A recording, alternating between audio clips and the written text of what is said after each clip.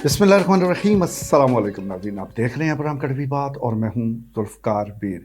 नाज़रीन, ज़िले चकवाल में सियासी तौर पर फ़िलवक्त खामोशी ही नज़र आती है। एक तरफ अरकान कौमी सूबाई असम्बली है कि जिनकी ज़्यादा कोशिश यही है कि ज़्यादा से ज़्यादा तरक्याती फ़ंड्स इस ज़िले में लाए जाएँ ताकि आवाम को मुतमईन किया जाए। दूसरी तरफ अपोजिशन है, यानी पाकिस्तान तहरीक इंसाफ, उसके कारकुनान तो मौजूद हैं, वोटर भी मौजूद हैं, सोशल मीडिया पर उनकी हमायत भी मौजूद है, लेकिन ऑन ग्राउंड जो है वो ज़रूर कमी महसूस होती है और ऐसा लगता है कि कारकुनान भी बाहर निकलने से इज्तनाब करते हैं और जो ज़िली क़यादत है वो भी इधर उधर रह कर ही अपना वक्त पास कर रही है। तो इस हवाले से एक गैप हमें ज़रूर नज़र आता है। यानी एक तरफ हुकूमती जमात के अरकान हैं, वो अपने काम में लगे हुए हैं, अपोजिशन जो है वो डरी है, सहमी है, छुपी हुई है, और दूसरी तरफ राजा यासर हमायूं सरफराज हैं, साबिक सूबाई वज़ीर, और जिनका ताल्लुक पाकिस्तान तहरीक इंसाफ से था।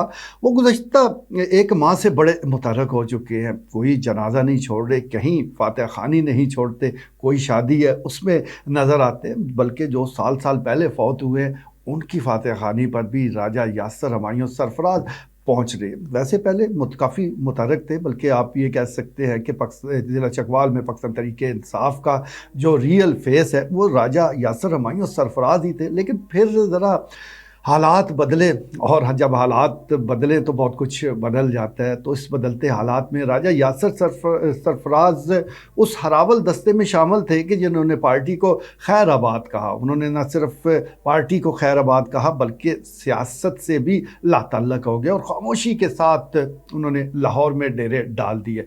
लेकिन अब वो वापस आए हैं। अब इस सिलसिले में चहमा गोइयाँ हो रही हैं कि वजह क्या है, क्यों वो उनकी वापसी हुई है, उनके सियासी अज़ाइम है क्या। इस बारे में सही तौर पर तो राजा यासर हमायूं सरफराज खुद ही बता सकते हैं, लेकिन एक बात तय है कि कुछ ना कुछ है, ज़रूर कुछ ना कुछ गोल फिट किया गया है। वैसे भी राजा यासर हमायूं सरफराज की मालूमात काफ़ी तेज़ होती है आने वाले मंजर के बारे में। उनको बहुत कुछ पता होता है कि क्या होने जा रहा है, तो कुछ होने जा रहा है। अब क्या होगा ये आने वाले दिनों में ज़रूर पता चल जाएगा। कोई इंतखाबी सरगर्मी, किसी न किसी सियासी जमात में शमूलियत या अपना जो पुराना सियासी किरदार है उसकी बहाली के लिए वो ज़रूर तगोदो करेंगे, और ये उनकी एक्टिविटी नज़र आ रही है। वरना किसके पास इतना वक्त होता है कि वो एक गांव से दूसरे गांव जाए, फिर एक कस्बे से दूसरे कस्बे की तरफ रुख करे, फिर सियासी कारकुनान से मिले, फिर और लोगों से मुलाकातें करे, इंटरव्यू दे, मीडिया में सामने आए।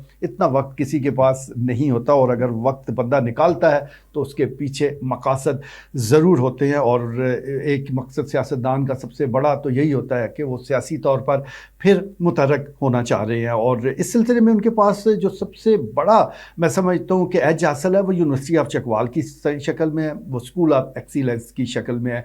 ये दो ऐसे काम हैं जिनका क्रेडिट आप उनसे छीन नहीं सकते। लेकिन अब इस क्रेडिट के साथ साथ जो उनका तहरीक इंसाफ को खैराबाद कहना है, ये भी उनके दामन पर एक दाग ज़रूर लग चुका है, क्योंकि जब कुछ वो ज़्यादा एक्टिव हुए तो तहरीक इंसाफ के कारकुनान ही सोशल मीडिया पर उनको ही पैगाम दे रहे थे कि आप जितने मर्जी मुतहर्रिक हो जाए, हमें सब याद है। तो इस सिलसिले में ज़ाहिर है जब भी आप बुरे वक्त में किसी को छोड़कर जाते हैं तो वो भूलता तो नहीं है। और पाकिस्तान तहरीक इंसाफ पर तो बहुत ही बुरा वक्त था, अब भी है, लेकिन उस वक्त तो बहुत ही ज़्यादा बुरा वक्त था। इसलिए जो लोग उस वक्त पार्टी को छोड़ कर गए वो यकीनी तौर पर न सिर्फ कारकुनान को याद है बल्कि इमरान खान को भी वो पूरी तरह याद हो गए। लेकिन देखते हैं कि अब इस सारे अमल में राजा यासर हमायूं सरफराज वो कहाँ अपनी जगह बनाते हैं और किस तरह अपनी जो सियासत है उसको आगे बढ़ाते हैं। जहाँ तक अरकान कौमी और सूबाई असम्बली का ताल्लुक है तो वो फिल वक्त बका की जंग लड़ रहे हैं।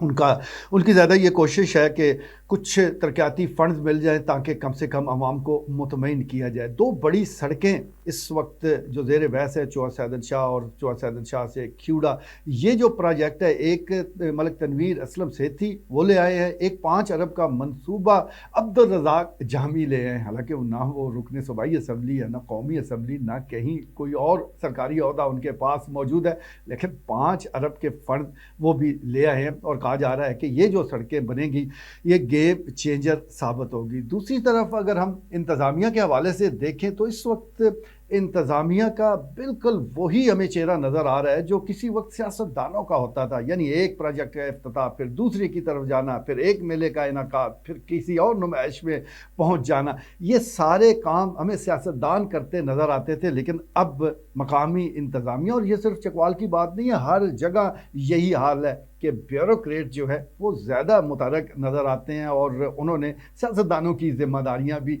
संभाल ली है, उनके कांधों से भी बोझ उतार कर रख दिया है। देखते हैं, ये सारी सूरत हाल हमारे सामने मौजूद है और इसके बहुत से अवामल भी हैं।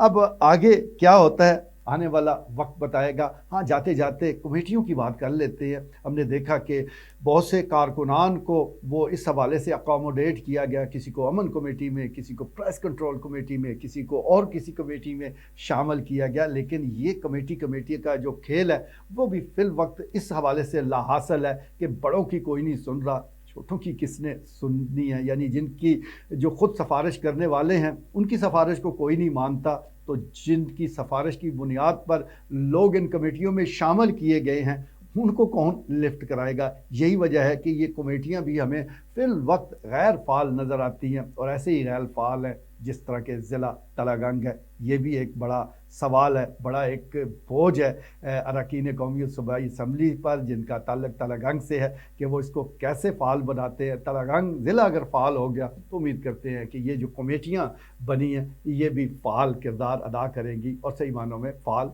हो जाएंगी। आज के लिए इतना ही, इजाज़त दीजिए, अल्लाह ने के बाद।